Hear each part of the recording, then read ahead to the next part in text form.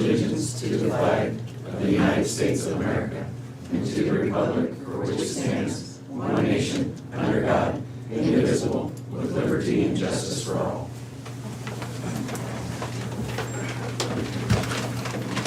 Morning, Moines County Board of Supervisors. This is November 2nd, 2021. Are there any changes to the tentative agenda? I have none. We have an agenda. Department heads, elected officials. Terry Johnson, Des Moines County Auditor. Good morning. We've got the city school election going on today. The polls opened at 7 a.m. and they will be open till 8 p.m. tonight.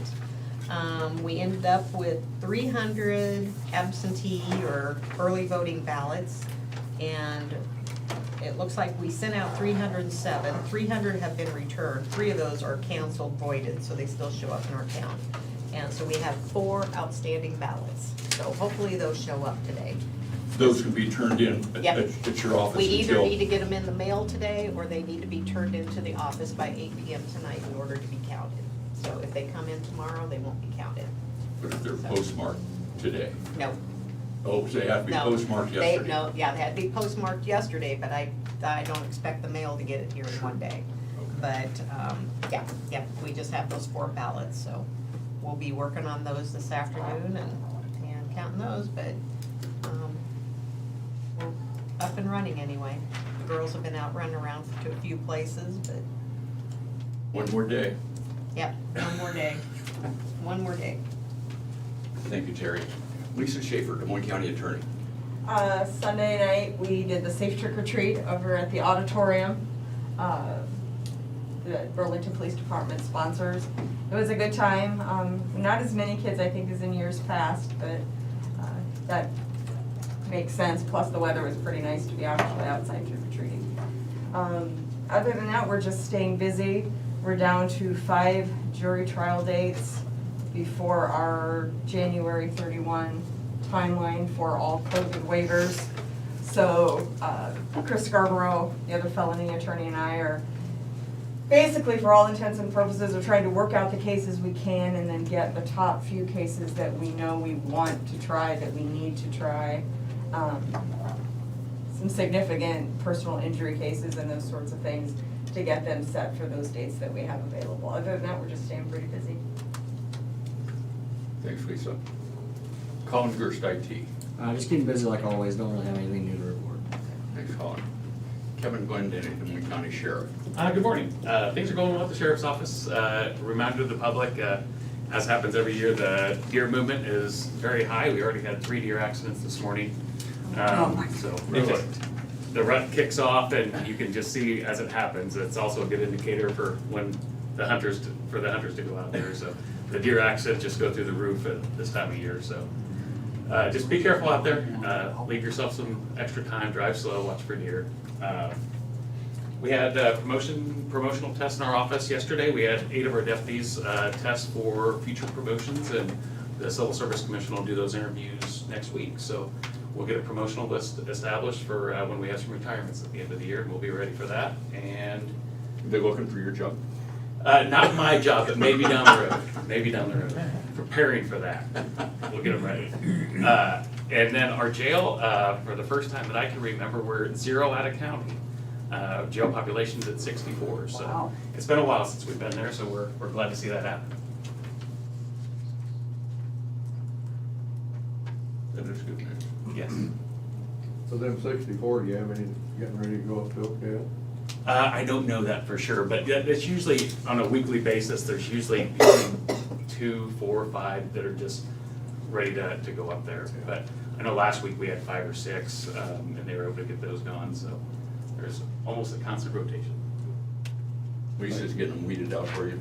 Yeah. We do also have one at the detention center because he won't turn 18 until February. And we have 1 juvenile, but luckily that's a different budget.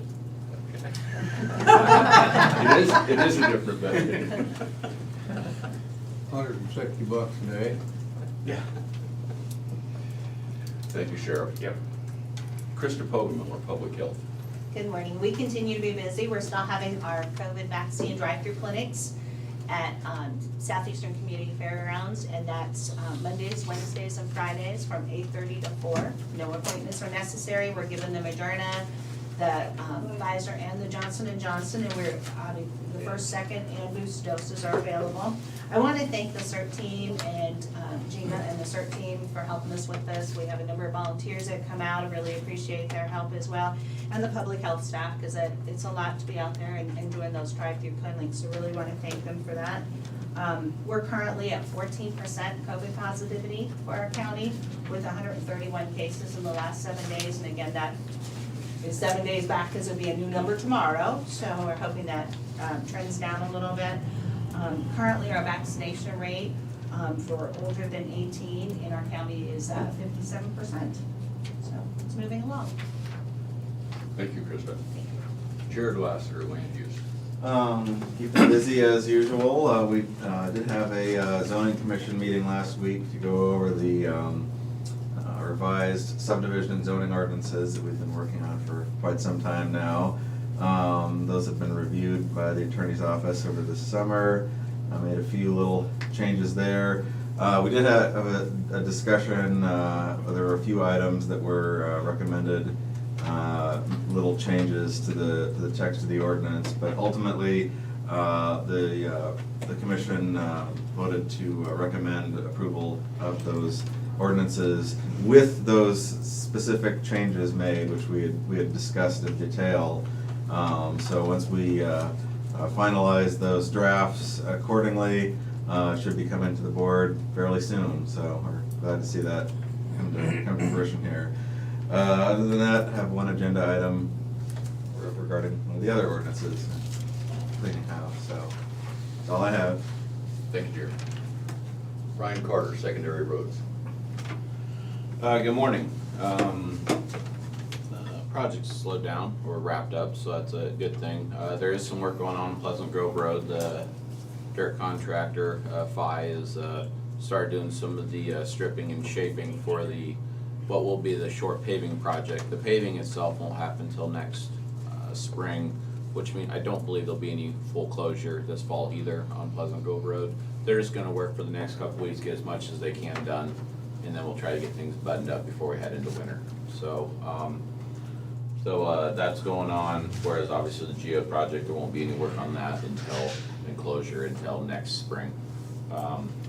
But other than that, still working, guys are doing some ditching, and well, plenty of other work, blading also now that we've dried back out, getting potholes dealt with. I do want to mention, this came to my attention, I guess, late last week from another county engineer. I had heard rumors about it this summer, but I sure hadn't seen anything like this. So I wanted to mention, I believe the board members received a letter. There is proposal of a pipeline, runs basically from southwest Iowa to, or northwest Iowa to southeast Iowa. It looks like the main trunk line, from what I can understand, is more over into Lee County, but from what I've got, it's a company called Navigator Heartland Greenway LLC, and they're proposing the pipeline will transport. They're going to convert carbon dioxide to a liquid form and then transport it in the pipeline. I can't say this has been on my desk very long, so I wanted to mention it. I did get a copy of the letter that they sent to Tom. I don't know if all board members got one, but it just came through at the end of last week. It really, the main line is not in our county, but they do, there's not a Des Moines County specific map from in fact, I spoke to the Iowa Utility Board yesterday, and there's not a county specific map for any county yet as far as alignment or anything like that. So there's not a lot of information, I guess is what I'm saying. But the kind of the broad view map that I saw, off of that main line, there's a spur that comes up, I'm sure, to the ethanol plant, because I think that's mostly what this is geared towards, and picks up product from the ethanol plant, which is obviously over on the edge of West Burlington. So if this does move forward, it sounds like any pipeline in our county would be coming up from the Skunk River area, kind of off towards the geode quarry area, the southwest area, and kind of diagonal up through there. Obviously, the ammunition plant runs through there, and I'm guessing they're not friendly to that, so it's gonna be west of the ammunition plant, would be my bet. But as far as specific alignment or anything, there's nothing to be had at this point. I did figure out the website a little bit, that's how I was able to get a copy of this letter. Everything's running through the utility board. I don't quite know for sure that we have a whole lot of say in this, to be county-wise, to be honest with you. We're supposed to provide an inspector. Yes, It could be the county engineer. I've already kind of assumed that you have neither the time or the interest to be the inspector on a carbon capture pipeline. I think there are people more specialized in this, that can dedicate more time to it, and I think that's a smart thing to do. Pipelines are, very invasive to a very small strip of area wherever they land, whether it be private land, and that's the thing. The inspector, from what I gather from past experiences, inspects everything: private property, public property, anywhere that pipeline runs in that county. I believe there's already some consultants reaching out, trying to sell their services. I haven't dove into that yet. I was gonna speak to Lee County, because Lee County, this is gonna be kind of a double whammy for them, because they got the last big pipeline.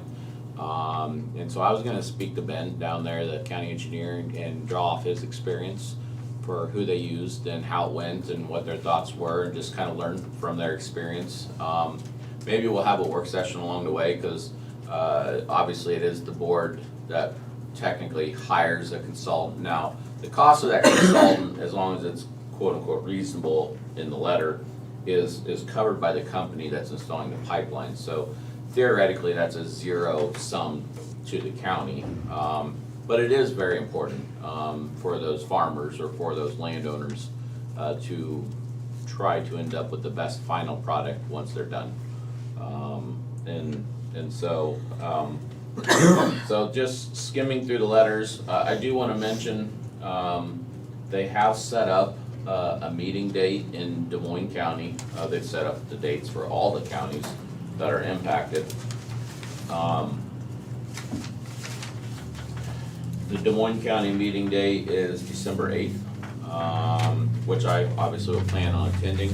The letter kind of suggests to try to have the inspector hired before that, is kind of how I read the letter that was sent to the board.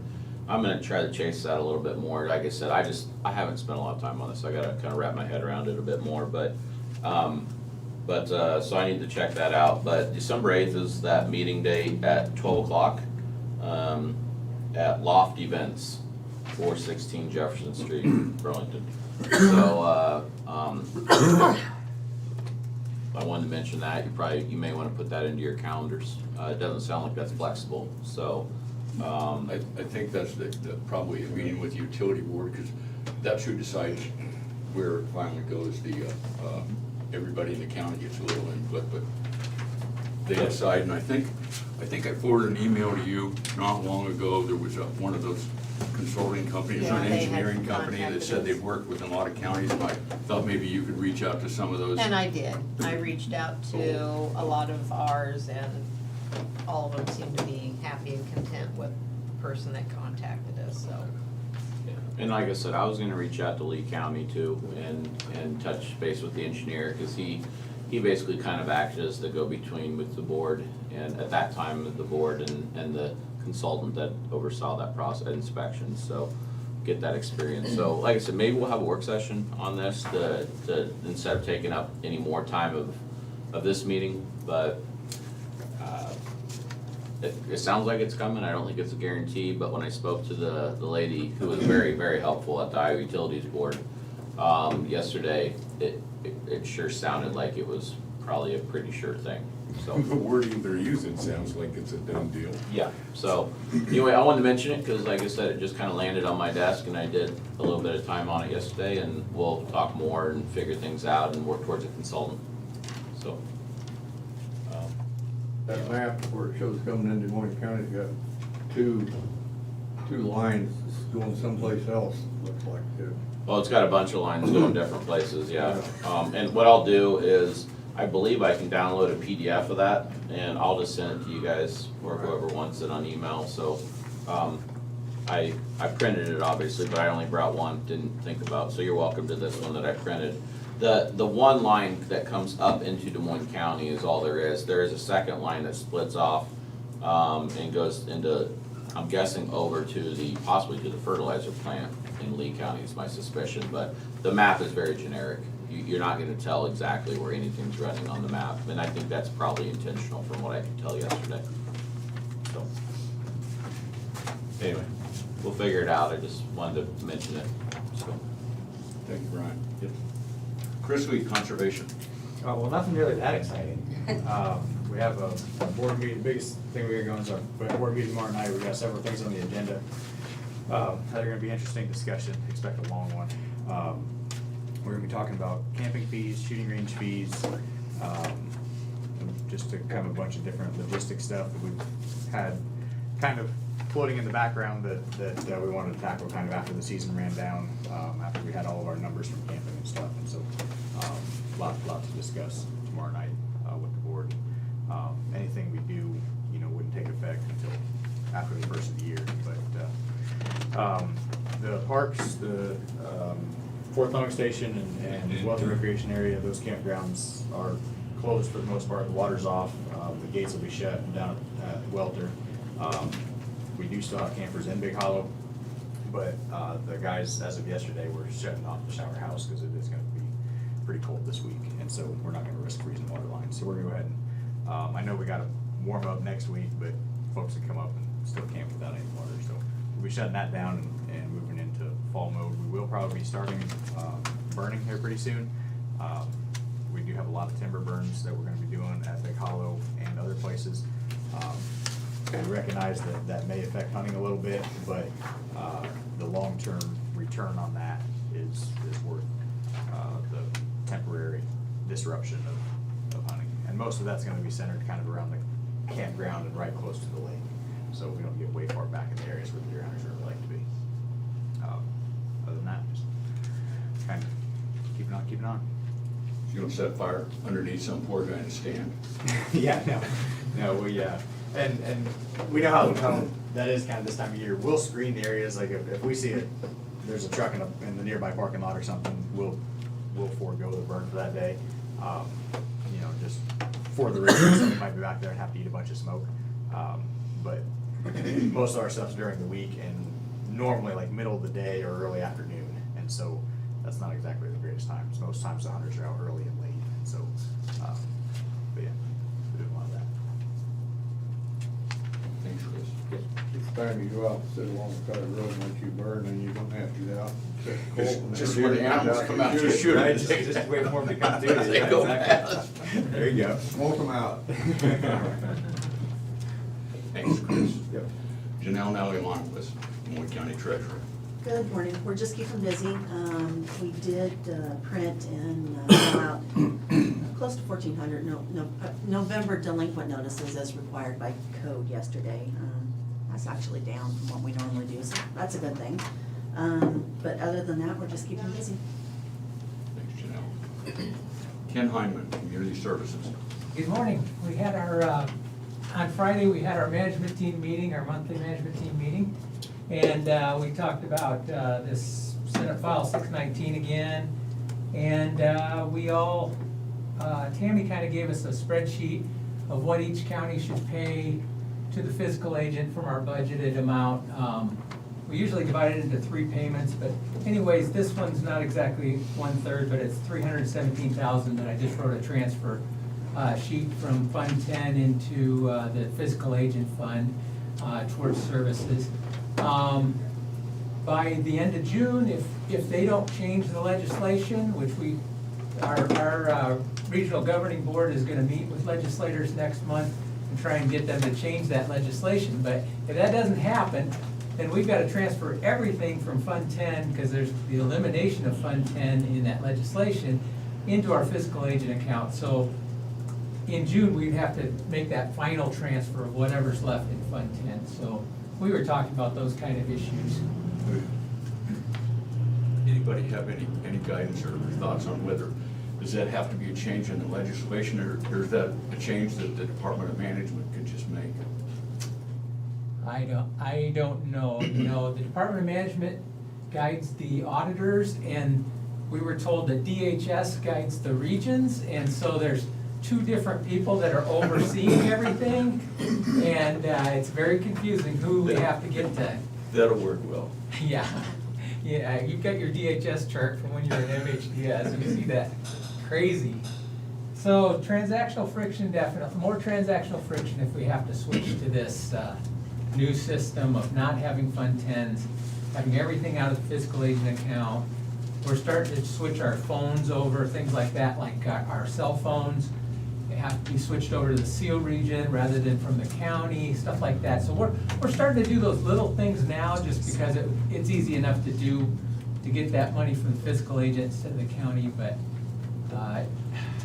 before we switch over buildings and vehicles and everything else, it'd be nice for them to change that legislation and make it more like what, they're saying no more Fund 10, we're all state funded after July 1. But even, there's lots of people that are state funded, lots of agencies that are state funded that don't have to go through all these hoops that they're asking us to go through. So we hope that they will be more that the legislation will become more reasonable, like others who are funded through the state, like BCAP boards and stuff like that. They don't have to jump through all these hoops. So we'll see what our meeting with legislators gets accomplished. Good luck to us. Yes. Thank you, Ken. Angie Vaughn, Safety. Good morning. We're just keeping busy, working on some policies and procedures, and other than that, I really don't have anything to report. Thanks, Angie. Natalie Stepner, Des Moines County Reporter. Good morning. Just a few items on the agenda, otherwise business as usual. Rodney Buisner, Maintenance. Good morning. Nothing new to report this morning. Thanks, Rodney. Is there anybody? Okay. I think I missed anybody. Okay, correspondence. I have one. Des Moines County Freedom Rock, November 13th at 10:30 a.m. It's at City Hall in Mediapolis. Every county now has one of these rocks painted. You guys have probably seen them somewhere before. Meepo jumped the gun and got one. They've got the one for Des Moines County, and they're gonna have a program. I was just supposed to bring this to the attention of everybody, those that care about your freedom. I think it's right in front of their City Hall, isn't it? It's right in front of City Hall. They're gonna have the Mediapolis Choir is gonna be there. They have a great speaker. Would you like to know who that great speaker is? Yeah. It's not me. It's Lieutenant Colonel Jason Christ, but I will be giving the welcome, the blessing, and the closer. So I'll be there. Not the speaker, but the blesser and the closer. But anyways, those that do want to participate, they don't think they're gonna have a really good crowd, but they said if you will at least announce this to the 13 people that watch your show, maybe we'll get In my show. It's our show. So thanks, Johnny. What day was that? It's November 13th at 10:30 a.m. at 510 Main Street, Mediapolis, Iowa. It's right in front of City Hall. The choir's gonna close that with America the Beautiful. They're gonna do the 21 gun salute and taps. It's gonna be a phenomenal event. And I'm not the main speaker, mind you, but I am the closer. Did I mention that?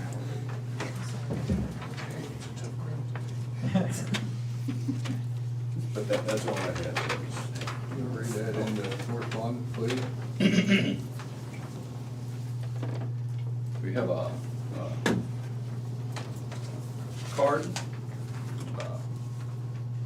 Thank you so much for the generous donation to our community's library and museum. With donations such as yours, we will continue to offer a first-class library to our community as well as educate our young people about the atrocities of the Holocaust. Sincerely, the Danville Station Committee. That's, I need some stamps up here. I just noticed I don't have any. Oh, sorry. Guess that would be helpful, wouldn't it? the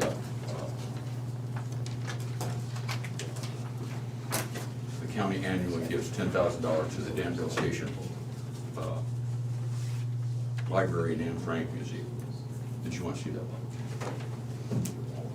That's, the other day I was there and there's well, it's been about 3 weeks ago. There was a school from Cahokia, Missouri up there, at the Danville Station, going through the Holocaust stuff. They're drawing from Missouri, they're drawing all around Iowa. Sidetracked. You know, it's nice that we can support something like that.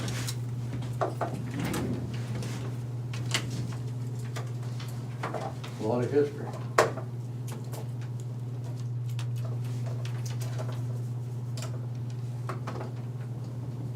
Okay.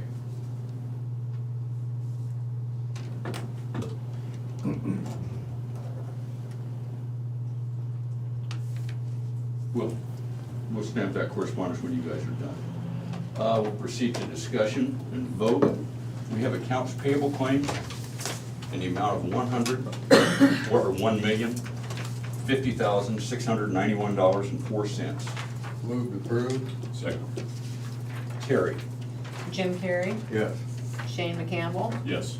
Tom Broker. Yes. Mr. Carter, about 3/4 of that was your rock hall. Glad I could help.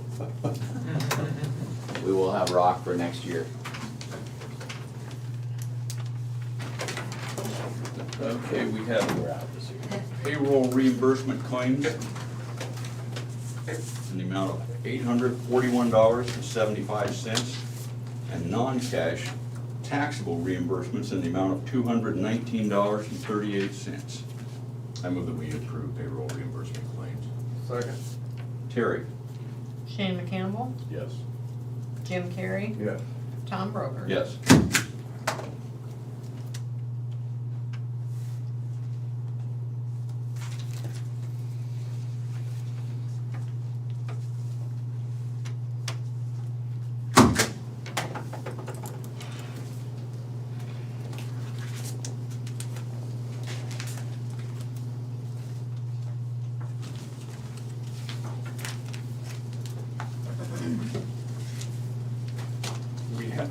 We have the second public hearing for the update to the Moines County ATV, UTV ordinance.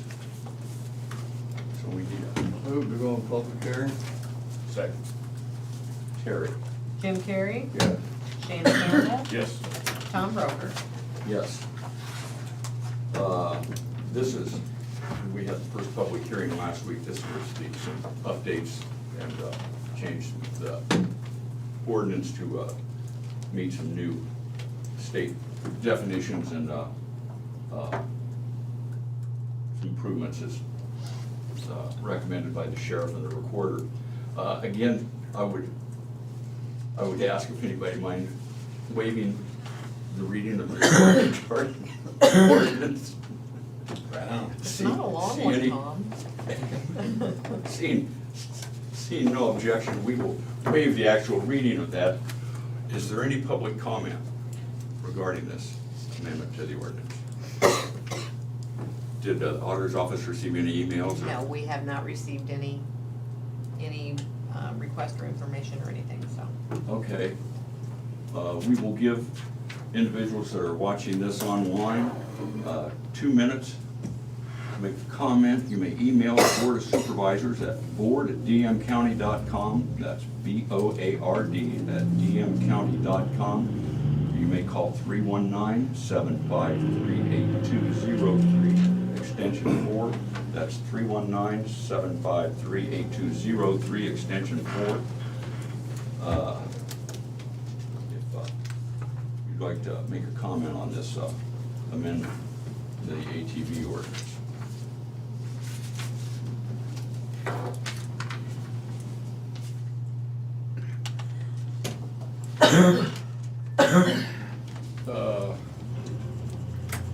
We've got a time out, we'll run through, but removed flotation tire vehicle, or removed flotation tire, that's changed the definition, changed the weight to 1,200 pounds from 1,000 pounds.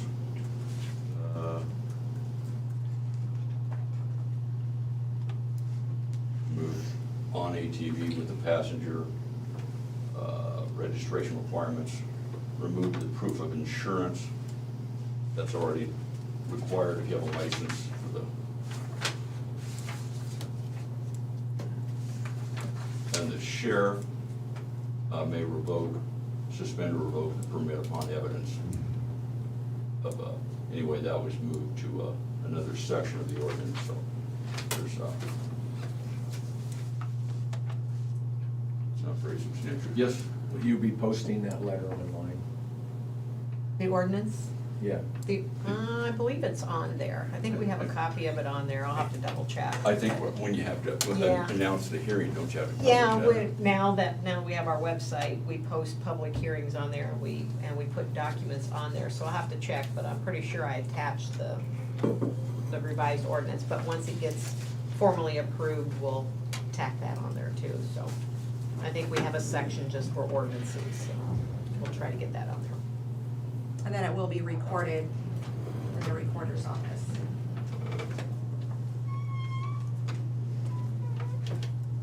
Bob, you didn't come to comment on the ATV ordinance, did you?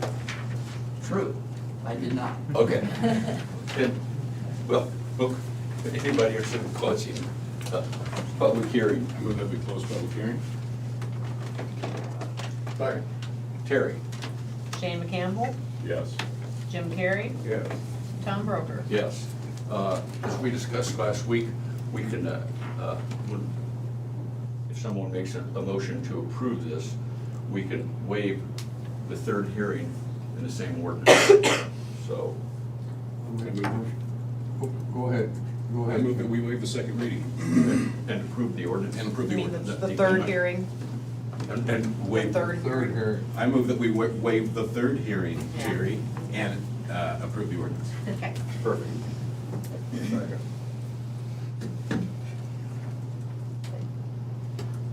Ready for Terry. a vote? Shane McCampbell, Yes. Jim Carrey. Yes. Tom Broker. Yes.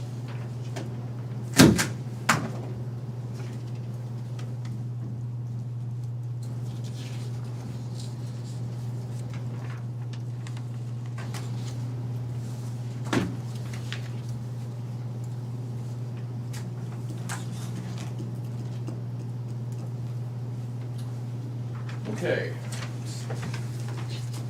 It seemed there's, what's that referred to as a Scrivener's error on the, when we passed the ordinance for the amended floodplain, and we're correcting that, I believe, at the request of the county attorney herself. Yeah, we discussed that with Trent at the attorney's office, and the recommendation, since it's technically would be a substantive change that was not incorporated into the original ordinance, we could consider an amendment. Okay, we need a public Move hearing. we go into public hearing? Second. Terry? Jim Carrey, Yes. Shane McCampbell, Yes. Tom Broker. Yes. This is, like I said, it's a Scrivener's error. It was something left out of the original ordinance, so this is an amendment to that. If anybody would like to make a comment or a question regarding this amendment to the ordinance, you may email the Board of Supervisors at board@dmcounty.com. Board, that's board@dmcounty.com, or call 319-753-8203 extension 4. That's 319-753-8203 extension 4. We'll give you a couple minutes to initiate that call or email. Anybody in attendance have any comments, questions regarding? Just give a quick background here. So it's basically relating to how the ordinance defines the jurisdiction for the ordinance and the permitting process. So the unusual thing in this case is that there are a series of firm panels from the FEMA maps for floodplains, which are along the Mississippi River and the Two Rivers Levee and Drainage District, which back when the previous set of floodplain maps was approved in 2015, those went in effect. They incorporated a study from Klinger and Associates looking at the internal drainage ways within the drainage district, because the land is so flat that the basic study that was initially done through FEMA identified more of the land as being within a 100-year floodplain, as would reasonably be the case based on the capacity of the drainage system. So that was accommodated in those previous maps. The problem being that now that there was a different methodology for establishing the maps from the 2018 study, which used the LiDAR high-resolution imagery, it would essentially be back to square one with that drainage area, because of the flat topography. So there was a decision made between FEMA and the DNR to basically just renew those existing maps from 2015 from that part of the county. And as a result, the way we had technically worded it here in terms of the saying that the firm's dated October 21st, 2021, technically could be interpreted as excluding those panels that were dated 2015. So we had, the specific change here is to add the firm index number, the map that displays all of the firm panels. It still includes the October 2021 date, but that's now referring to the index map as opposed to the individual maps on that, and as a result, that incorporates every one of those individual panels. So it's just a minor addition of text, but it evidently makes quite a bit of difference in terms of interpreting what the full jurisdiction of that ordinance is. So We all know how lawyers are. Thank you, Chair. Move to go out of public hearing? Second. You didn't get any emails, right? No. Okay. No. I didn't get any either. Okay. Terry? Jim Carrey, Yes.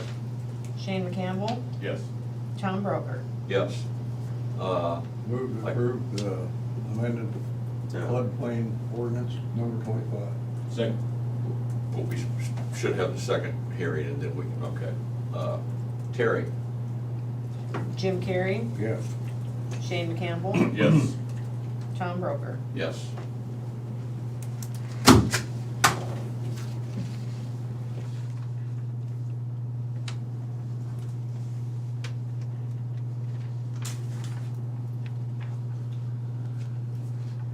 Okay. And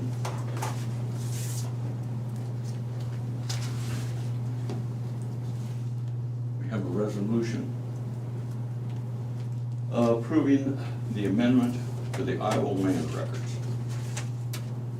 This is according to House File 527. Shall I read this, or do you want to explain this?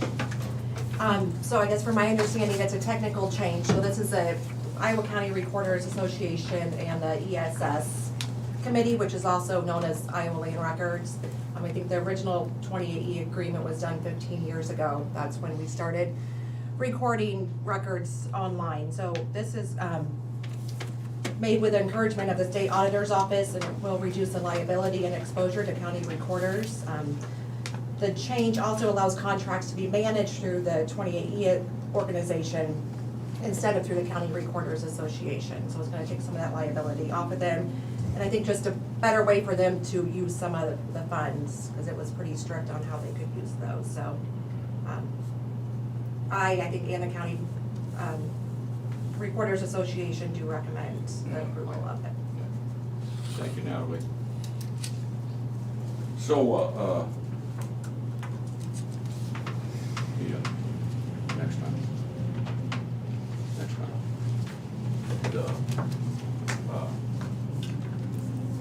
I need I move to approve.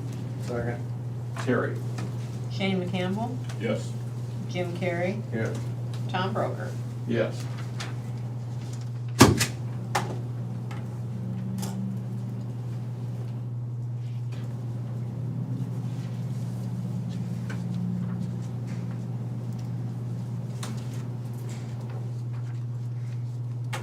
And we have a renewal of the agreement of the 10-year agreement we have with the Burlington and Mediapolis libraries. We will have a 28E once we agree to this in principle. I met with the library boards last Thursday, Friday. Anyway, and so agreed to extend a 10-year agreement with the Burlington Mediapolis libraries for the agreement is a 2% increase in contract fees annually, and pretty much the same. There'll be separate 28Es. They'll have one with the county, one with West Burlington, Middletown. I don't believe they have an agreement, or I know they don't have an agreement with Danville. So if we agree with this in principle, we will send a 28E to the attorney to make sure it's all up to the way it should be. So, is there any discussion? Well, I've got my own thought on this. Let it out, Jim. Let it out. I'm a resident of Danville. Danville's got their own library that they're paying for. They've got the Anne Frank Museum there. If you haven't been there, you ought to go look at it and see it. We let Burlington people go there because it's history and everything. If Burlington had this, instead of us, Danville people couldn't go see it, but everybody could. I think it's time that the library board in Burlington includes Danville in their county. Everybody in the county can go there except the residents of Danville. Now, our city council refuses to pay because they've got their own library. But we invite you people in Burlington to come out and look at our display, our library. That's all I'm gonna say. That's my feeling, and that's because I am a resident of Danville. As a county supervisor, I respect what Jimmy's saying, and I think we all ought to be able to use each other's stuff. We're a region together. I think that has merit. I'll leave it at that for now, but. I hadn't been here very long to negotiate the first contract we had with those libraries. And just as a refresher, the issue is that if you're a Danville citizen, for a Danville citizen to use the Des Moines Public Library, the city of Danville has to pay the library. An individual citizen can't get a membership in the library. So I know that's been hard feelings when it first came about. I know there was issues with West Burlington. West Burlington finally agreed in Middletown, and it was a little bit tense for a little while 10 years ago when the county went through these negotiations. But that being said, and I don't disagree, I would like to see the library board reach out to Danville, but I'm not on that board. I think the 2% increase and a 10-year, agreement with Mediapolis and Danville or Burlington libraries, I think that's fair to both sides. And that issue, the other issue aside, I would recommend that we agree to this in principle.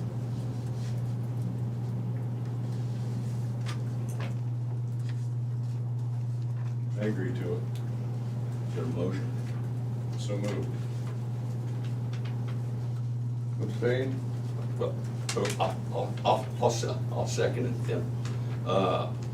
Terry? Shane McCampbell, Aye. Tom Broker, Yes. and Jim Carrey. Abstain? Appreciate your passion on that, Jimmy. I understand where you're coming from.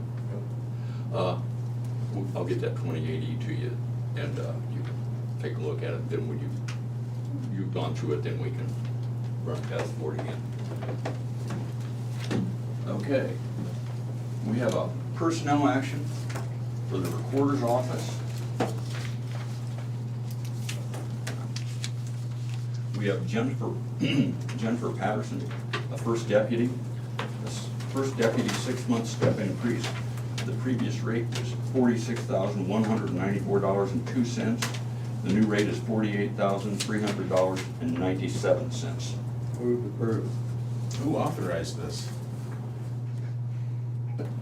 I second. Second.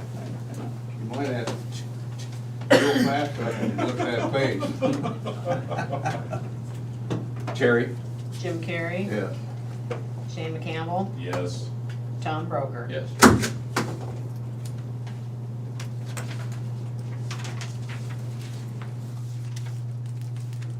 Okay. We have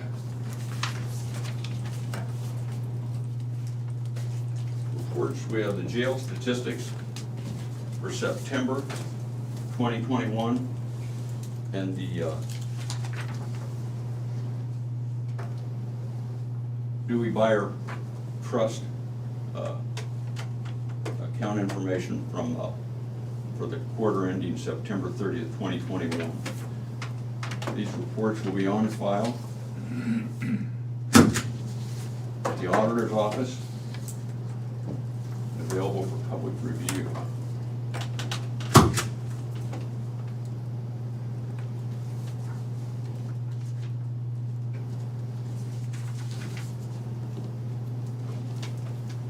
We have minutes for the regular meeting of October 26th, 2021. Move to approve. Second. Terry? Shane McCampbell. Aye. Jim Carrey. Yes. Tom Broker. Yes.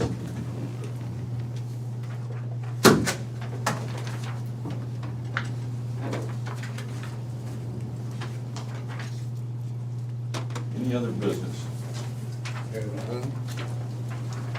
Future agenda items? I did have one more business that I should have been correspondence, Thomas. I already mentioned it to you, but I didn't get a chance to speak with Colin.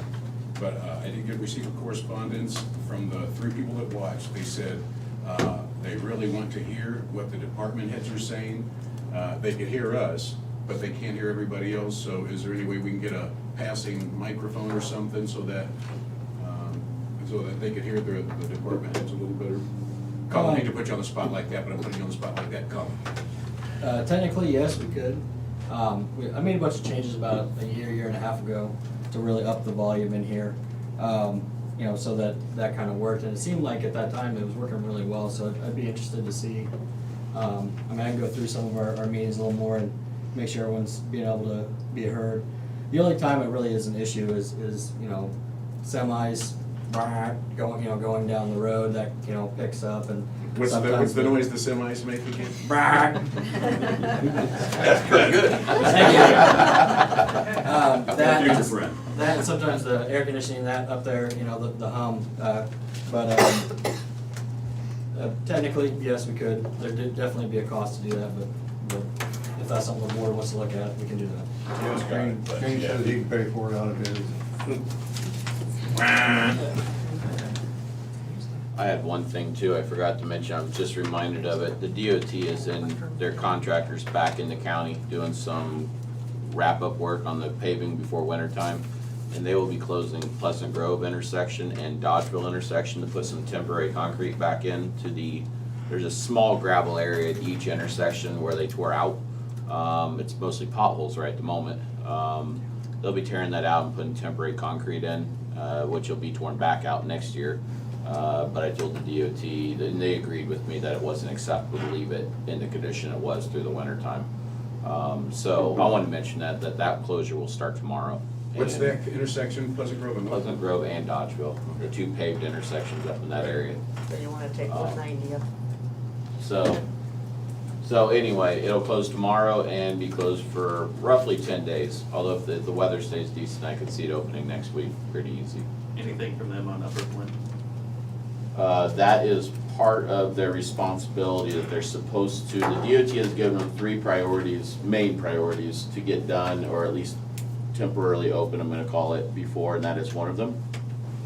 So last I was told, I don't have anything different, is that it should get paved and open through the winter. It will not be completed. There will probably be a closure again next year to finish some other work. They have told me they'll try to get it paved and connected, but there'll probably be additional work next year. So yes, that was what, we had a very, and the DOT has been proactive with the contractor, I'll give them credit, but I had a pretty direct conversation with the DOT about a month ago about some stuff that just wasn't acceptable going into winter time, and I guess that they agreed. So it should get done. Also, the number one priority is paving and getting the crossover that's just on the north edge of town where the curb and gutter is. They've figured out they can't plow snow very well through there with their equipment because of the curb and gutter and head-on traffic. So they're trying to get some paving extended and get a different crossover put in where they don't have curb and gutter for winter maintenance. That's their number one priority. I'm told that Upper Flint is the number 2 priority. And then of course some of the small stuff like the intersections, because they don't want to maintain it. I told them it was going to be on them for the winter time. So it should get done. That's the last I was told. So, and they're supposed to be back in the county as we speak, starting to work up some paving operations. So They were up on 61 just north of Burlington this morning, so. yeah, so you should see activity. I've been down there and they have that pretty close to ready for paving, so I believe that they will get it paved. Just so everybody, including our viewers, are aware, the county has very little leverage over the DOT. Well, or their contractor, Or their and that is contractor. all their project. And I do want to give the DOT credit. I won't claim I've loved everything that's gone on, but they have been responsive. That's a really nice, the district has seen some changes in the last year, I'm gonna say, and the responsiveness to concerns has really improved. So, so the contractor that they have, the paving contractor in particular, has the work shortage, the worker shortage has really hit them hard this year, which is an excuse, but it's what they use. And then COVID clipped them. I think they had 25% of their employees out there for one stretch here about a month ago. So they've been slowed up, and either way, they are gonna come back and get some of this stuff back up, and Upper Flint is one of them. Thank you. Thanks, Brian. Future agenda items.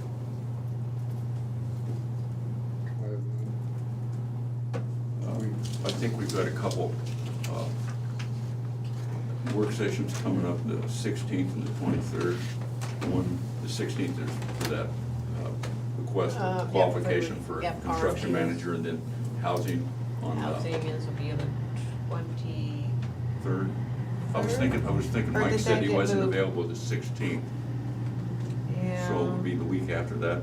I've got it written down in there. Okay, so. and you, that's all I've got. Committee reports. I have none. I've got nothing. I had none. Public input. If anybody from the public would like to address the board, you may email the Board of Supervisors at board@dmcounty.com. That's BOARD@dmcounty.com. You may call 319-753-8203, extension 4. That's 319-753-8203, extension 4. We'll give you a couple minutes to initiate that email or phone call. In the meantime, is anybody in attendance have any who would like to address the board? I would. Okay. I want to do it as a citizen, not as a supervisor. I think you gentlemen made a good decision on the 2% for 10 years for the Burlington Library. I just wanted to let you know that. I appreciate that, and I'm sure Shane does, but Yeah. I know where you're coming from. We had a lot of those discussions 10 years ago. So, And I certainly respect your opinion. I'd like to talk to Shane and Brian briefly afterwards. Okay. What did I do? We're gonna have a, we're gonna have a closed session for a little while, but anyway, you're, okay. It was all Shane's fault. We all know. It's Brian. always Shane's fault. It's always Brian's fault. When did this get switched to me? When the bridge opened. Who said for the bridge over That person behind her. Okay, That person behind us. let me change Hi, that. Shane. If I email you after the meeting, will you respond today? Yeah, I'll look for it. Wanna make sure. I'll be rolling all day, man. It's election day. Hey, he didn't say he's gonna respond, Bob, he said he'll look. It's two different things. I love you, Jimmy. I got you.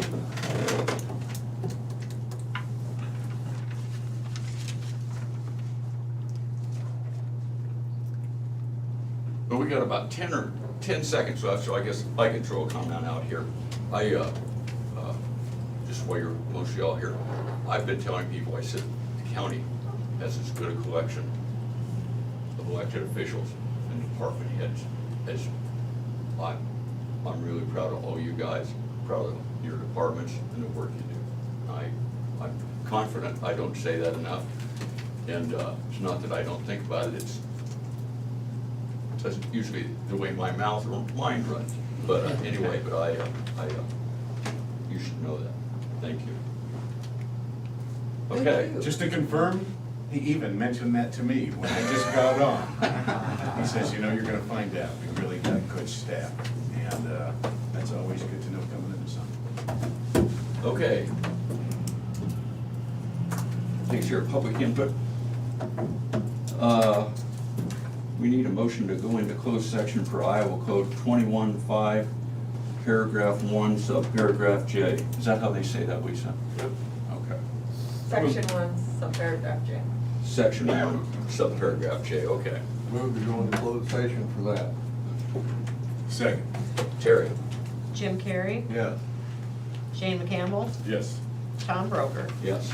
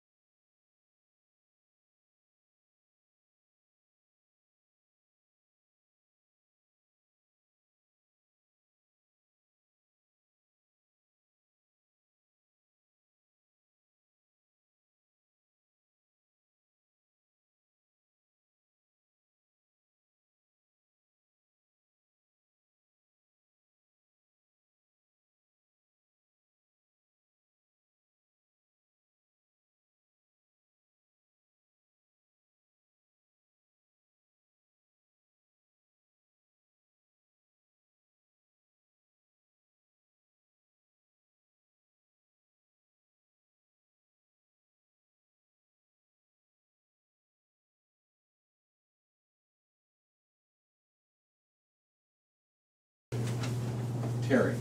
Jim Carrey, Yes. Shane McCampbell, Yes. Tom Roker. Yes.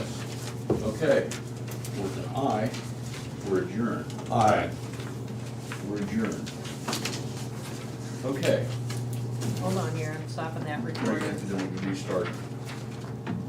Okay, we gotta take a 10-minute break now.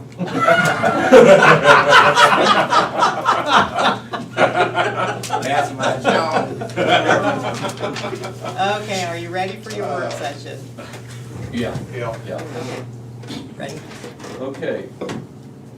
We have the work session with Sheriff Kevin Glendenning regarding the use of the American Rescue Plan funds. Sheriff, the floor is all yours. Appreciate it. I'm gonna rely on Colin a lot here as well. So this is in reference to our record management system and CAD, and that's computer-aided dispatching. Can I ask a question? Sure. Is this something that you guys have wanted to be closed session? It depends on how in-depth you wanna go on some of this. If maybe an overview, because I talked to the county attorney and I've got wording, we can put it on the agenda as a closed session, because we can do that.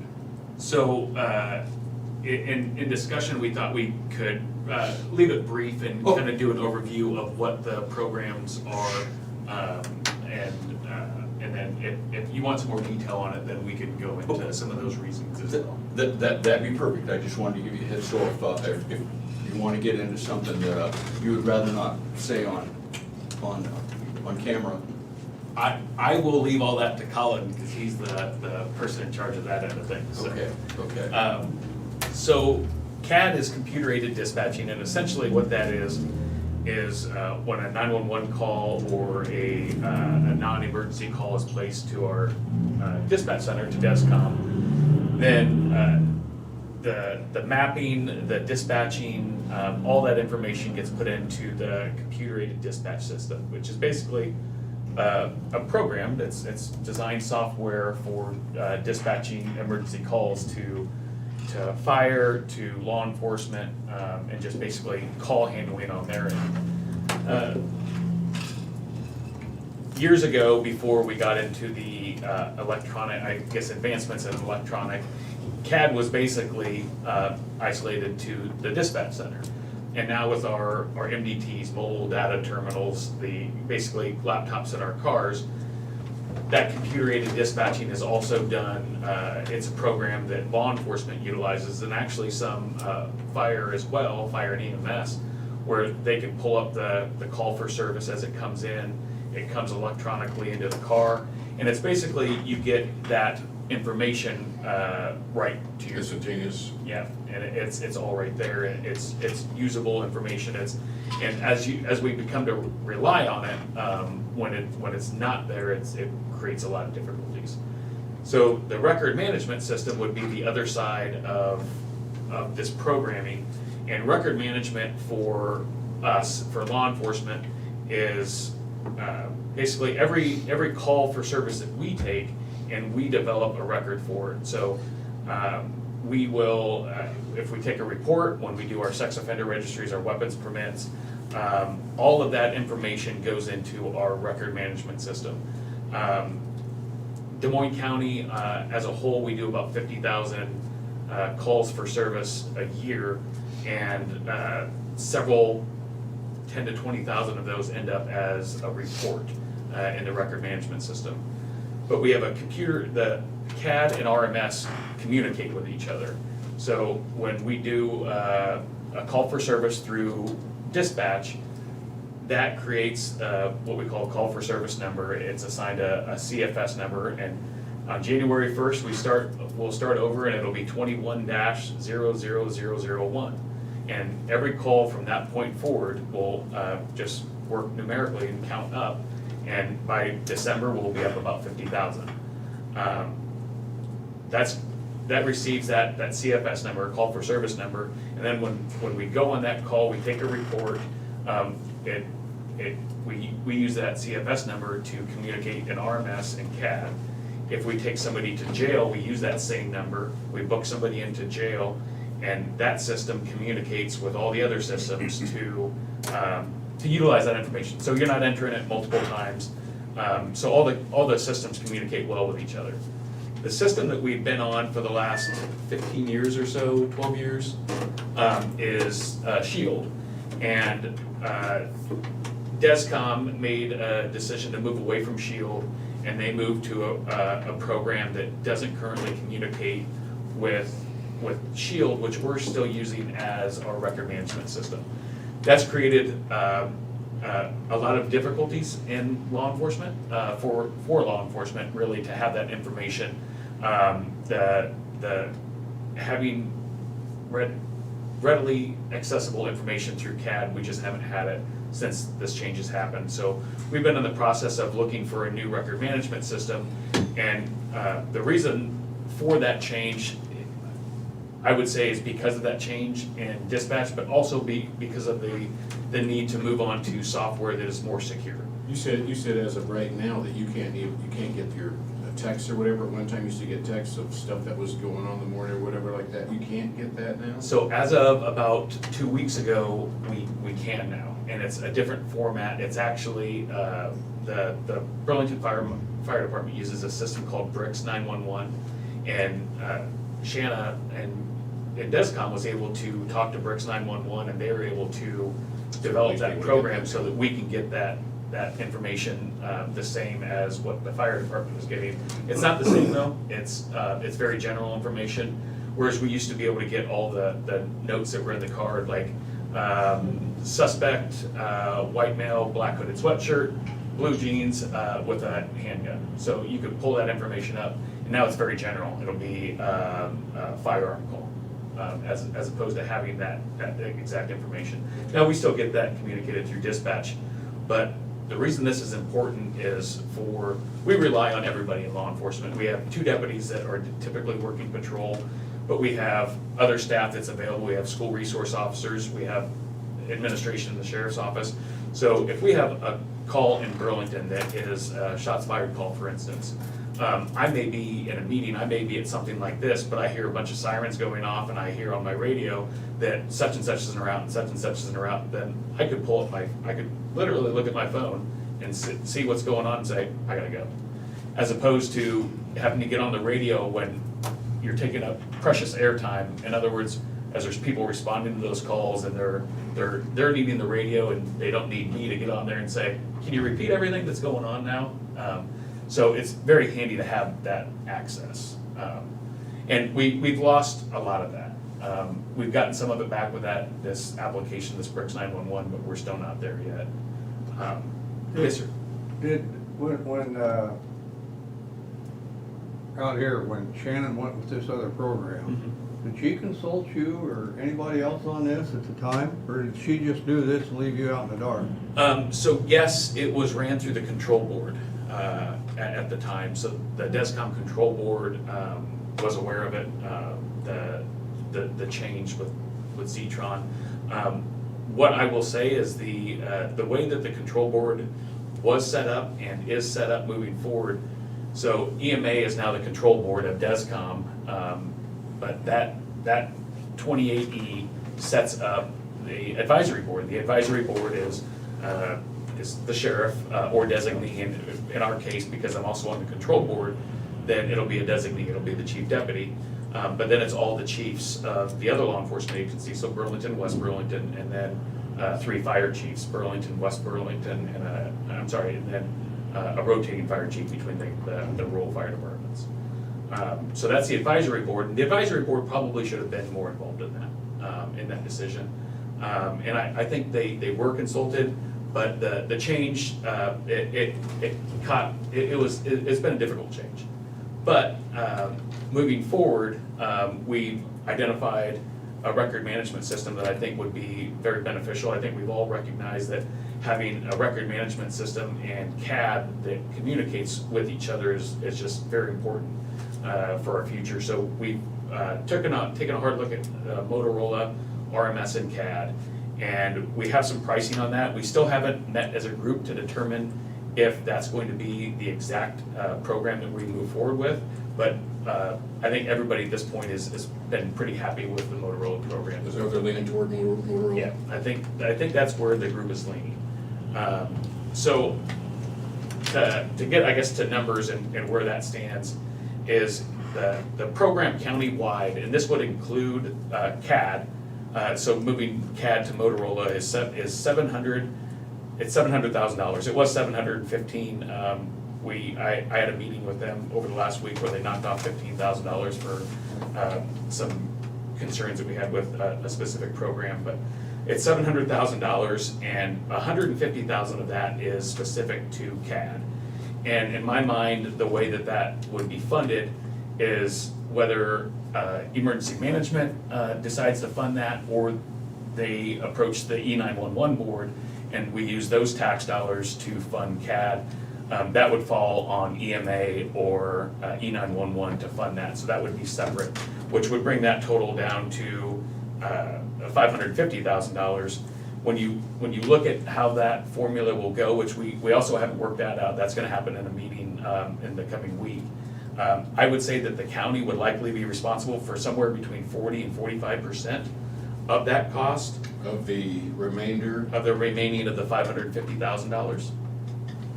And the reason. And just let me. Go ahead, is that sir. 40 to 50% of that? 40 to 45%.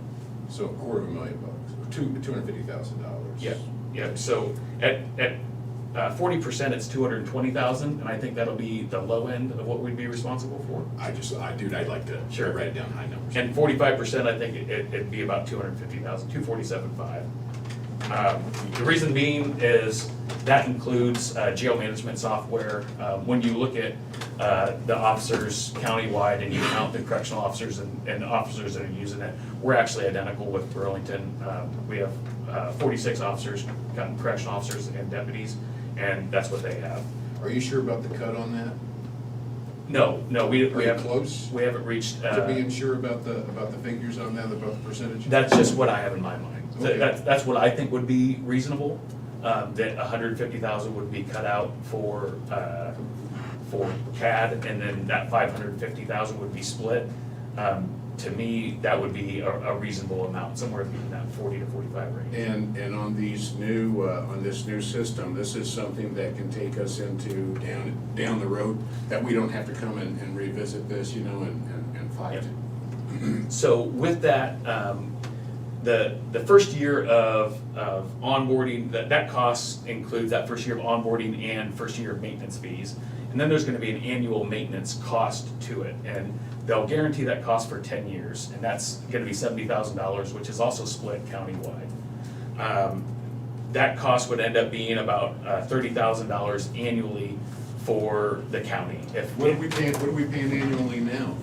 About $10,000 for our Shield annual maintenance. Okay, and so it would go up That's from not 10 to including- 30? That's not including the CAD, obviously, that's strictly the RMS, yeah. So that doesn't include the CAD maintenance, which actually it's quite a bit higher is what we're finding out, the current CAD. How much is it, Kevin? It's more. Well, It's quite a bit. we're still learning. The 70,000 or the 30 count, that's the maintenance on this whole thing, or that's for The 70,000 is maintenance for everything, that's CAD. CAD and RMS. So that would be your annual cost, and they'll guarantee that for 10 years. And the question about, for the future is, that includes, as they update the system, and that's one of the things that's very, it's alluring about Motorola, is that they're a system that is constantly upgrading and moving forward. Can we negotiate on that 10 years and squeeze out a couple extra years, or no? So, maybe, my conversation with them, I pushed pretty hard for that 10 years to begin with. But I think there's always options there. We did a site visit where we looked at some of the programming. We weren't completely thrilled with where some of the civil module, so the civil process in Iowa, the sheriff's office is responsible for that civil service. And there's a lot more responsibility in Iowa than there is in most other states, and especially surrounding states. So as Motorola's developed this software, civil has really been left on the back burner, because the sheriff's offices in Iowa are very, the civil process is pretty special. It's not It's not really that way. It's a lot of times it's not done by the sheriff's office in other states. So that software isn't developed where it needs to be, so they knocked off some money on that. But they've also said that we're gonna develop this in the years to come. So hopefully that happens, but as those developments and those upgrades, as new technologies added to this program, that's part of that annual maintenance fee. So there won't be upcharges and we're gonna add this program, but you gotta pay for this. That's gonna be an additional fee. As they upgrade the programs that are in there, then it'll be part of that annual maintenance. So I do think this is one of the best programs to be solid for the future. We've looked at some other programs, we've had a lot of demos. Colin can speak a lot more to the technology that's available. But one of the things that I guess we've noticed is we've had demos from some of these other vendors, these other software providers, that we're seeing other users move away from them because they haven't advanced their software. So it doesn't make a lot of sense for us to spend, it would be less money up front to spend on their software, but we're already seeing other entities that have said, this just isn't, they're not advancing, they're not updating, we're gonna move away from it. So it makes sense to go to the program that is that program that's advancing, and no doubt about it, the Motorola program is the most costly. It's considered probably the Cadillac of most things, but in RMS and CAD, it probably is that. It's very advanced in comparison to the others. Well, no matter, I'm No, sorry. go ahead. I was just gonna say, no matter what system you get, we're still going to have to pay the CAD and our RMS fees each annually. So, I don't have an issue with if there's money available, to try to get, good quality, something that can extend us into the future if that money is available, and if you're close to your figures, yeah, I could see that. So as it applies to the ARP funds, I'm no expert on the ruling and where it's at and what can be spent. But when you look at the money that can be spent that's not a budget shortfall, it talks about the congregate living facilities, and it speaks specifically about correctional centers, and that there's that funding can be used to manage those. There's some wording in the interim final rule that talks about support for prevention, mitigation, or other services in congregate living facilities. Example is nursing homes, incarceration settings. So it's specific to, and that's not for a budget shortfall, that's the money before that. $150,000 of this is for the jail management system. So 150,000 of that, 220 to 250 is specific to the JMS system, jail management software. And that software would enable us to, at the jail, it's got special alerts, it's got special medical designations. When you book somebody in that's, for instance, has COVID, it actually has a big red COVID banner on the software. So it gives those alerts. It's designed to be able to better manage the medical side of the things that we deal with in an incarceration setting. So I personally believe that at least 150,000 of it is an easy justification for the ARP funds, and the remaining, I think there's some justification there. I'm really not the person to decide that for the county, but there's some wording in there that I think does justify it. And then if there's the shortages on the revenue side, then obviously that justification would come in. But to me, the 150,000 is pretty easy for the ARP funds, and that's a given. The others, I think there's justification. I've got some wording that I put together for that I'd be glad to give you as well.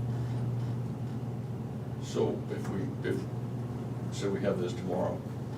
Anyway, so then this ties on the law enforcement and the jail with the record management system, so you can go to the door and say, okay, this guy, he's been arrested twice before, he shot at the officers. or whatever. Anyway,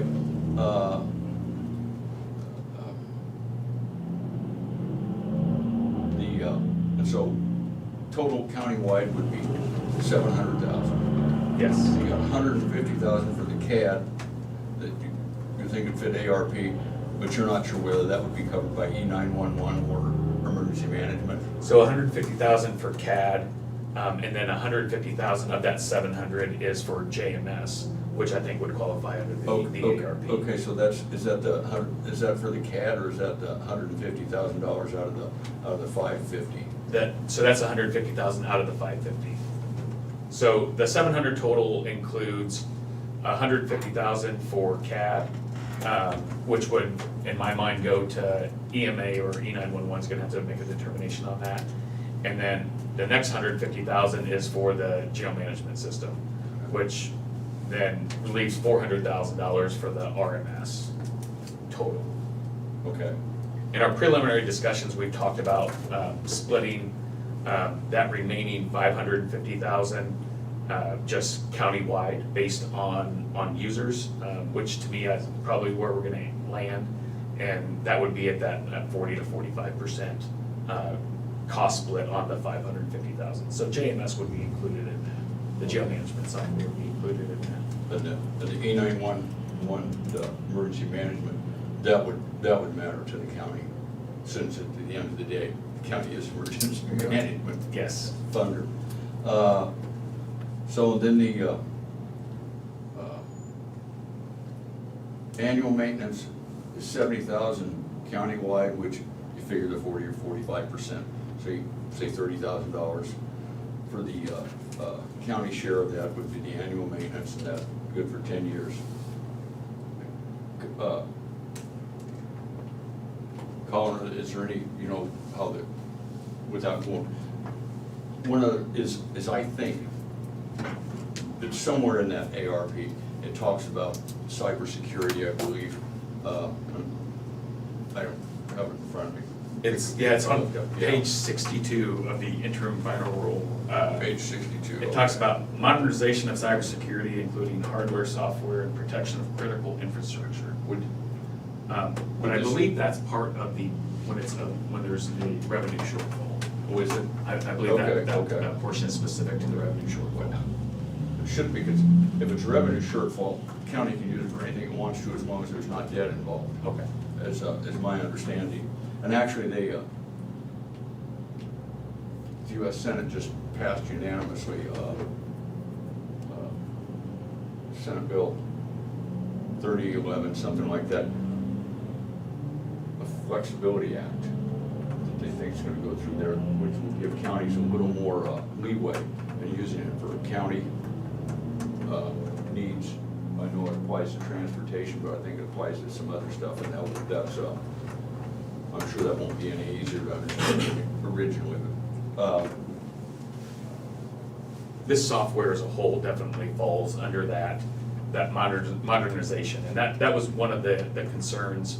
Modernization of cybersecurity. Yes, and that was one of the concerns of moving forward to a newer software, is because of, there's some softwares that they put out there and they're just not doing, they're not doing the updates, and they're not modernizing as they should. So when our entire record management system is reliant on that, that's just kind of where we're at with that current software. And what we're paying now for maintenance on the Shield is 10 plus? It's just a little under 10,000 for our portion of it. For our portion of it. Obviously, Burlington and West Burlington have their own portion, and that's only the RMS. The CAD used to be somewhere around, I think, 12 to 15 that yearly maintenance that DESCOM was paying, but that's changed now that they've moved over to the new Zetron system. Yeah, and just kind of briefly, so about 14 years ago, it was about a couple of years after I started with the county, we ended up moving off of the SLUICE system to the SHIELD system. And that was quite an ordeal, moving that data, getting it migrated over to the SHIELD software. But to not get into too many specifics, the SHIELD software itself, they just kind of like what Kevin was pointing to, they really haven't kept up with modernization on their software. especially on the back end where the data is stored. Kind of the system that they're running on the back end is very dated, and it has, I'll say, a lot of security concerns with it that we've tried our best to, mitigate as much as possible. I know other counties have had issues with that shieldware software, with it being breached, and that kind of creates its own ball of wax with those kind of problems. But the CAD software on the other side too also has its own issues where The Motorola you're talking no, about? I'm talking about shieldware. Okay. And that's kind of the reason why Shanna moved to away from Shield, to get something so they get more more modern options out there for what they need for dispatch. Also at the time, the state was doing putting some money aside to try to get some of the counties more modernized and hopefully on more modern systems so that they could share some of those services. So if, for instance, a tornado or whatever natural disaster came through, wiped out a county, the county doesn't completely lose the dispatch as well. They could possibly move to another county and start dispatching out of that, so that, because that obviously has a cascading effect. If a natural disaster happens in a county and they lose, their dispatch and everything, obviously that really hampers or really causes problems of trying to get, everything kind of back to what I'll consider normal. The RMS, kind of like what Kevin was saying, we use it, Burlington and West Burlington use it. We all need to collab together so that if an officer in Burlington writes an information about a suspect or whatever, and then West Burlington ends up picking up the same guy the next day, they can see, that information, see what's going on. Quick question, probably for Kevin. Are we already keeping this information? Yes, So this information you're talking about is already in the RMS?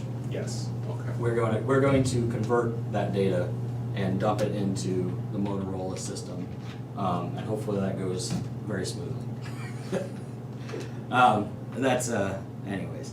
But I completely understand where law enforcement's coming from on this, about trying to get one system, that dispatch uses, sheriff uses, jail uses, fire department possibly uses, so that if, dispatch puts in that call of an incident or whatever, that gets dumped into law enforcement takes that, creates their case, that gets pushed off, to the jail. When that inmate or whatever gets booked in, they have all the information available. So it's not multiple systems trying re-entering data in, and then there's issues with, them re-entering in data, so having it all kind of be one system.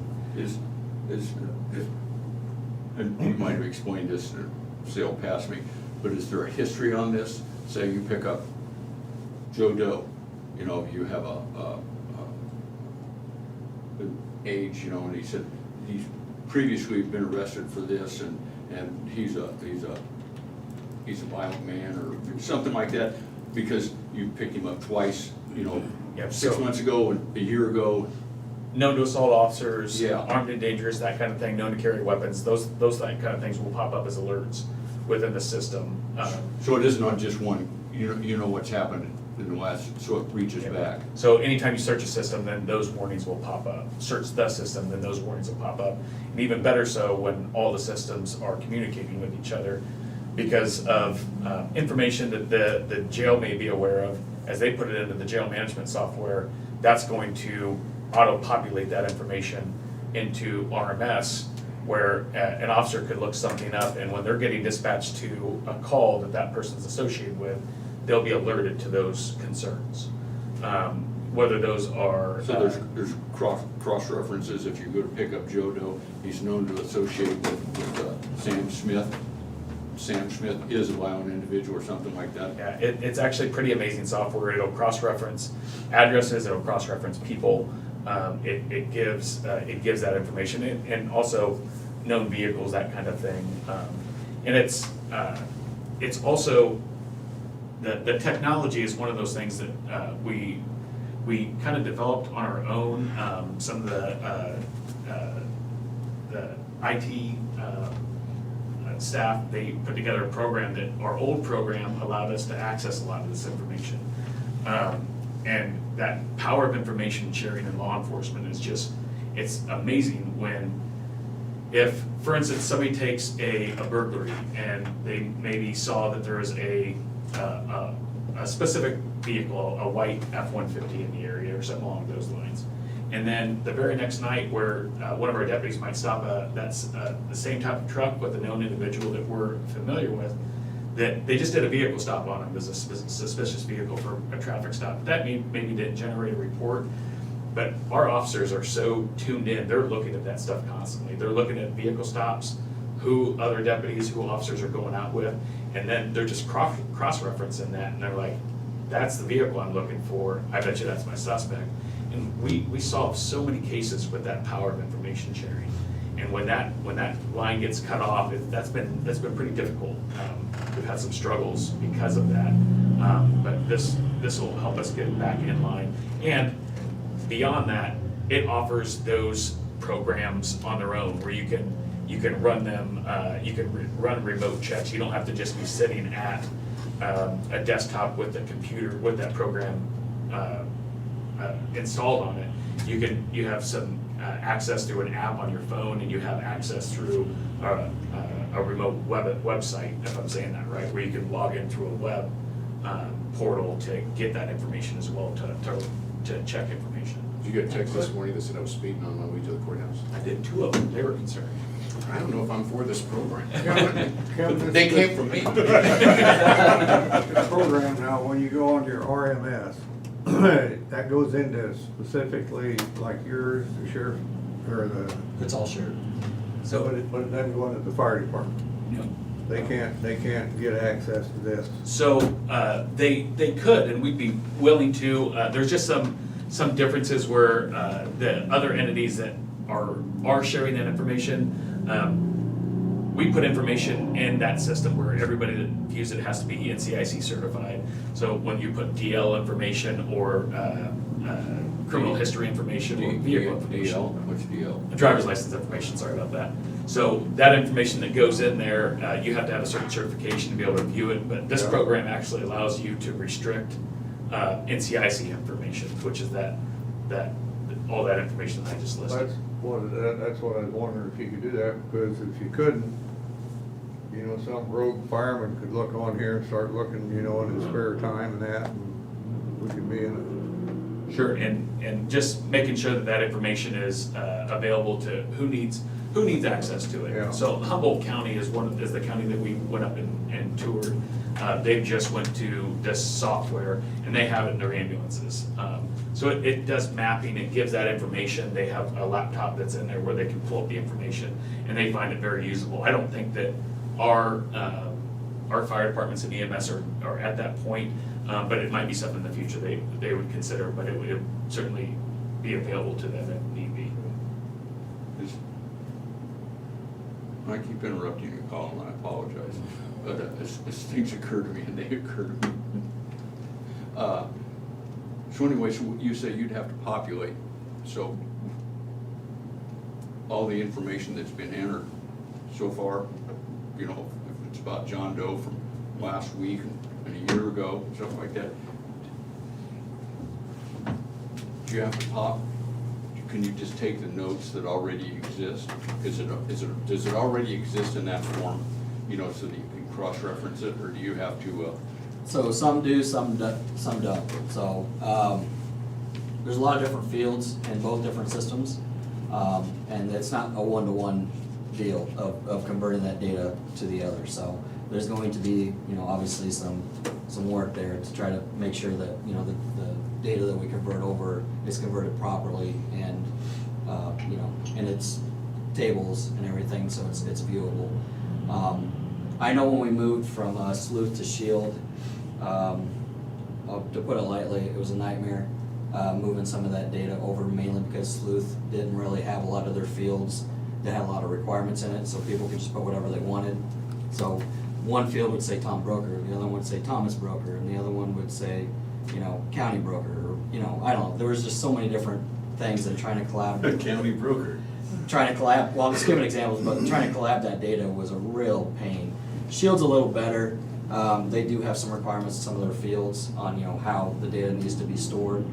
So I'm a little bit more hopeful on it, but there's definitely gonna have to be some work. There's gonna be time, because even if we decided today, yes, let's get this going, let's get this moving, I figure it's probably gonna be about a year and a half, maybe before we even kind of roll it out. We gotta take the data, gotta get it converted, make sure the version is, make sure the data is converted properly, and then schedule time for them to come down, do the install, get the installs rolled out, do training for the officers.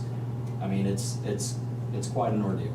When was the last time we switched over before? You said it was hell, It was so about, you're it was expecting about another. it was about 14 years ago when we did. It was about 2 years after I started. It was like one of the, it was about 2 years after I started with the No, I'm counties. just asking you, so you're saying this process is going to be hell again? Is that what you're No, saying? what I'm saying is it's gonna take time. Okay. That's what I was trying to get at. And every So- time you switch over to a new program, you always have that, because even when we switched from CMS to Tyler, because the different fields that was in there for property management, there's some of them that they didn't have, every- so we just kind of overran addresses or names into fields, and it just, And every system is different, and in all honesty, there just isn't a lot of software companies that do this particular type of, of software development, because government is very particular on a lot of different things, and, this needs to work for this, and it's very particular, so obviously the cost is very high. I definitely see a lot of perks with the Motorola system. Kind of one of the biggest ones I see is, since, all those modules are gonna be in one system, as a call comes in for dispatch and dispatch starts putting that information into the call, the officers can actually see, the address and some of the information before dispatch even gets on the radio and says, and dispatches an officer to the call. And I think those few seconds on that type of stuff, that stuff matters, so. Sheriff's office and all law enforcement in general, I've kind of hinted the board about this before, but when I started about 16 years ago, they had very little electronic equipment in their cars. And, now they're full digital life now, laptops, cameras, GPS. We're gonna be putting AVL in the cars so that the officers can see exactly where all the other officers are, so they can see, for instance, if somebody gets dispatched, but they notice that, hey, there's a big issue over here down the road, I'm only a couple blocks away, I'll just, drive over there and assist. Those type of tools, I think really make a big difference, not just for law enforcement, but for the county, so. What I like about the system, you get your upgrades are gonna be with Motorola. They've been around a long time, and they're gonna be around a long time even after I'm gone. And 10 years from now, you're gonna have the best system that they've got. And this isn't a brand new system either, which also brings us benefits. We looked at about 4 different software applications. There was a couple that I didn't really bother looking at because I'd heard some really negative things from other counties, like, I don't want to bring names up, but Motorola was kind of the one that, there's only a couple of counties in Iowa that have really started moving towards that.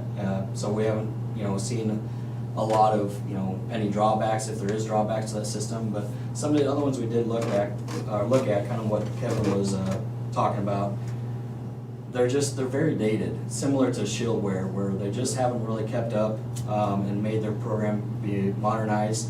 Obviously, to do that, it costs them money to do that, and they don't want to do that. So, but Motorola, I think, is kind of a bigger company, so they have, and they're across multiple states, so they got bigger pool there to keep their stuff more modernized than a lot of the other software programs we've looked at. So. Okay, I don't have any more questions myself. I think it's a good deal. Is any of this, and I don't know, in the patrol cars,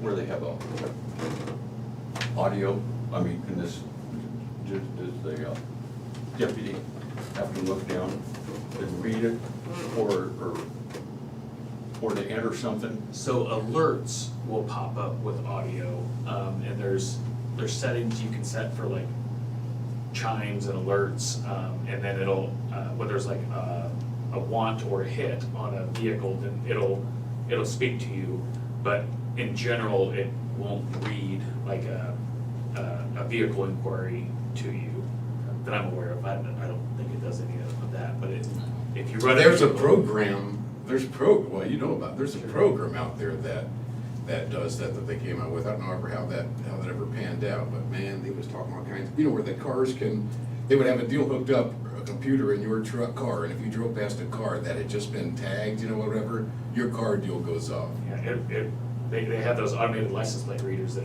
read every single plate. Oh, is that what the city was gonna get or did get or a few years ago? Was talking about it. Yeah. Was talking about it. Yeah, they're impressive. I mean, especially when you can hit a lot of vehicles at target locations, and you can find a lot of wanted people that way.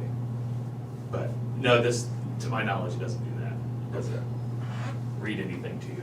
It does give you alerts, so it grabs your attention. Okay. We tell everybody not to look at their screen while they're driving, so they listen. They I think As that's. best they can.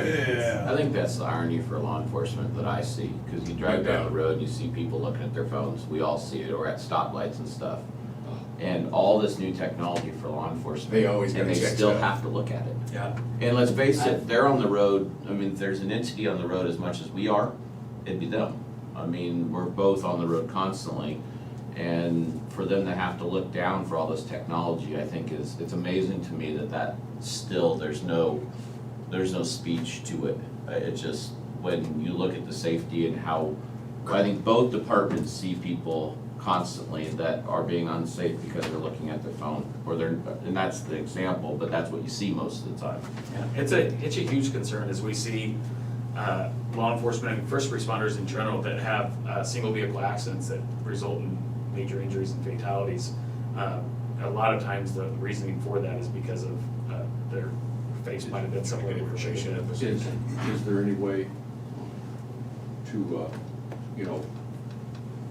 for a patrol deputy to call the officer, call somebody and said, I'm heading south on 61 at 105 miles an hour. Is there anybody that can read this to me? So, and that's what dispatch is for, and that's what we preach, and this isn't to be an alternative for dispatch, but they're there to relay that information so that your focus can be there.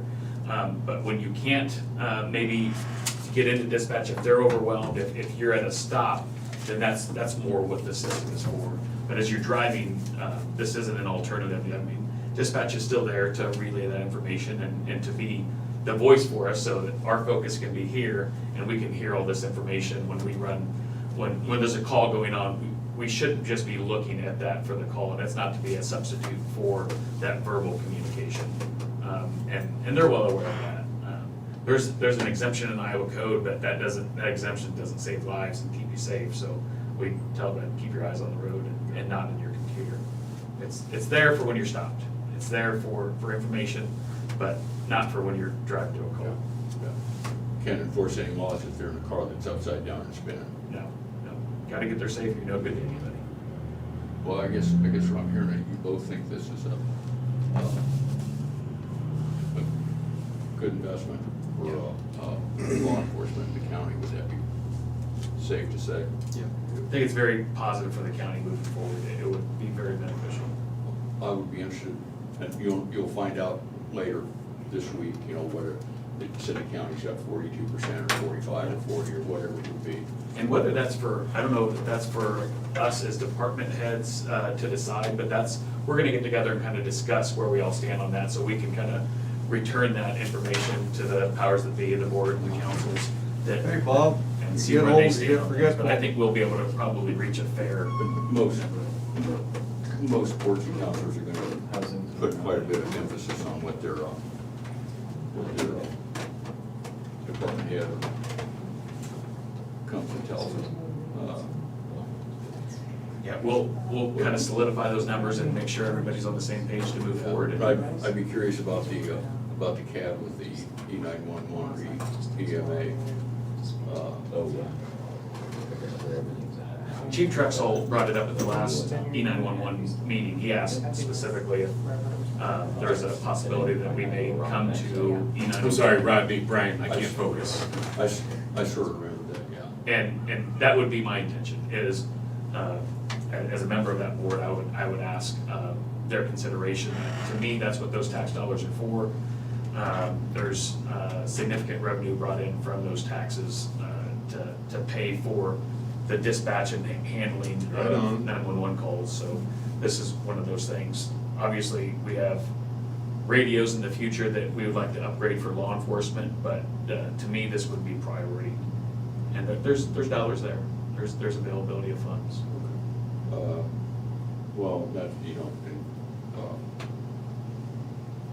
gets old, if the money doesn't work out, the numbers don't work out, for sure, that's, so yeah, I don't have any more questions, I appreciate you both, your time. Rodney, do you have any questions?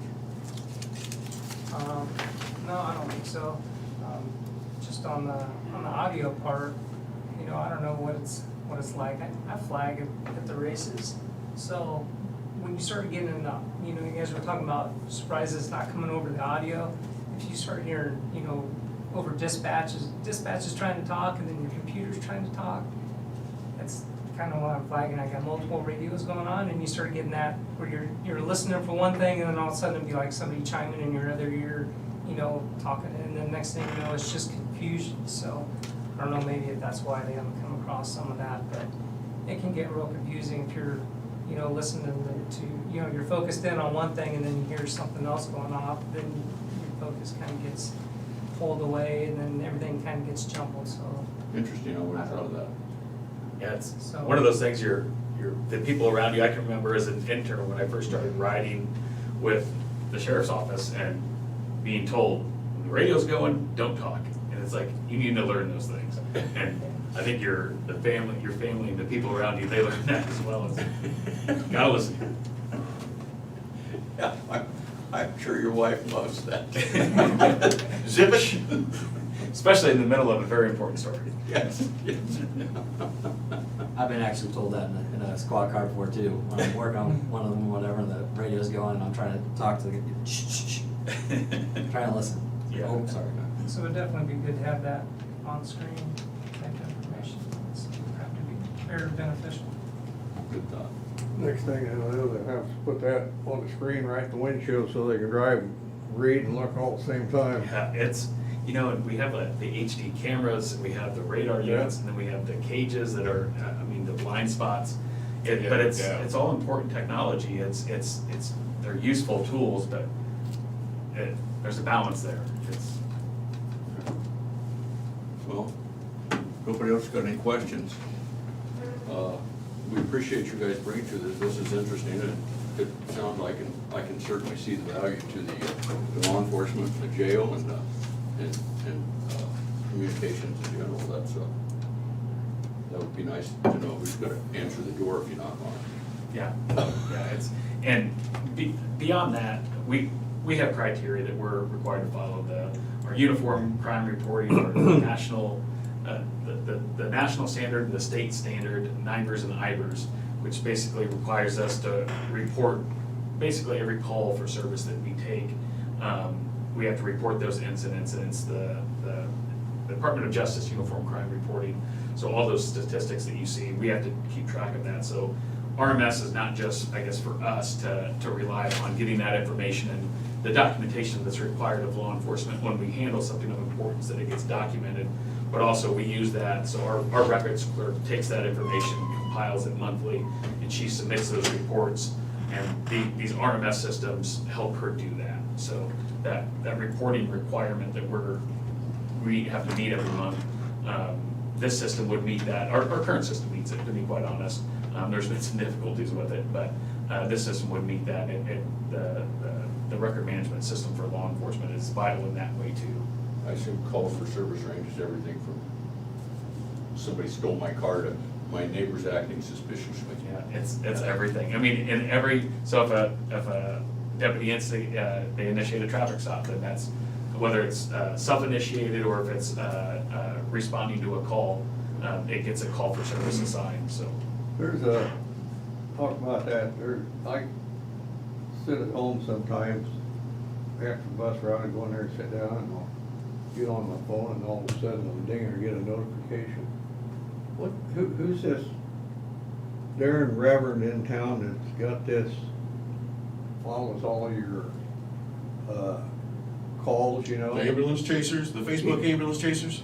Yeah, it gets every dispatch that you guys are given through there, and and some Porter, John Porter or something like that.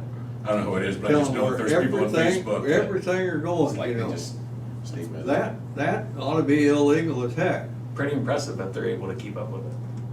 I mean, there's a lot of information that goes. I mean, it comes in like recent calls, 30 or 3 minutes ago, 2 minutes ago, you know. Yeah, I think it's like a scanner group.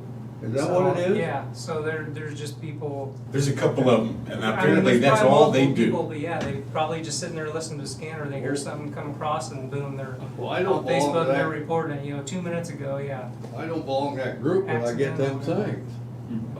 About a year ago, I think I told you guys I was going out, well, I was actually, maybe, whatever, I was going out to Danville, to that Anne Frank, because they had that Holocaust Yeah. survivor spoke. Anyway, so, highway patrolman picks me up, gives me a ticket for not having a seatbelt on. Anyway, so, and I went to the, I still got there in time to see the program. Very efficient ticket writers. But, yeah, anyway, so, a month later, maybe something like that. And, I think my son and his wife, anyway, they were back, and so we were all in the car and we were heading north. And I don't remember where, but anyway, either just north or just south of Mediapolis, and I get picked up, and it's the same highway patrolman. Anyway, well, and I don't remember, I was going maybe 10 miles, so he gives me a warning ticket. But anyway, when he gives it to him, he smiles. He said, "This one turned out better than the last one." It's like, oh yeah. Anyway, would he have gotten, you know, when he pulls you over, I assume, you know, I've got a license plate number, ABC 123, you know, and something like that. Would he have seen something that you gave this guy a ticket a month ago or something like that, or? So that won't go into our CAD RMS. If they bring somebody into the jail, then it does. So that would enter into our system. But would that have been on his, would he have known that? So there's some CAD systems that document every single, so we used to be able to get the history of if such and such stopped a vehicle or if they even ran a plate, but he probably just remembered you. You're pretty memorable, so. There you go. Okay. No further questions. Thanks again. Absolutely, yeah. This has been very. Thanks for taking the time. We appreciate it. informational, and, I think this is a good deal, and we shall examine, see how we can get there. I personally. Yeah, You said a year and a half, probably, if you're on it tomorrow, a year and a half, something like that. You guys Yeah. don't need that. Yeah. I think it's a hustle too. As I dive into this stuff, I'm like, unfortunately, that's part of it. For Is them guys out there. you have to learn a lot about these things, and you're like, man, a lot.